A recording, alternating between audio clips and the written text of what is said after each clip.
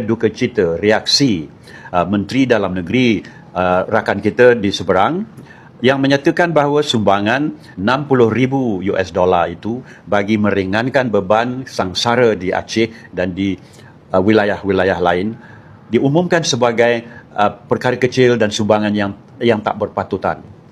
Ini bukan berbudi bahasa sebenarnya. Apabila rakan ataupun jiran membantu, waima banyak mana pun, jangankan sebut $60,000. Kalau RM60 pun disumbang oleh seseorang, harus berterima kasih.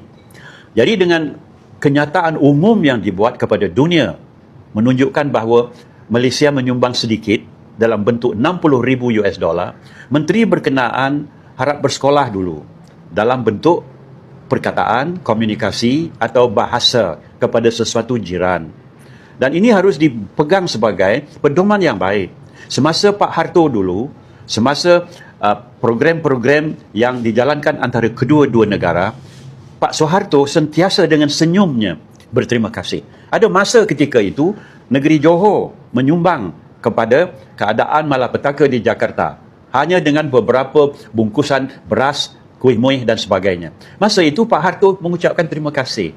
Tapi sekarang Menteri Dalam Negeri Indonesia menyatakan bahawa ini sekelumit ataupun terlalu sedikit, bermakna tidak berterima kasih.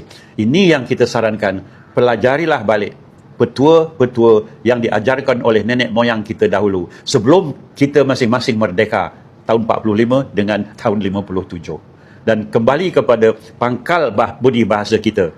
Bila orang memberi, kita merasa. Bila orang merasa, kita pun bersukacita. Mungkin dapat nilai ini dikembangkan semula. Wahai Pak Menteri Dalam Negeri,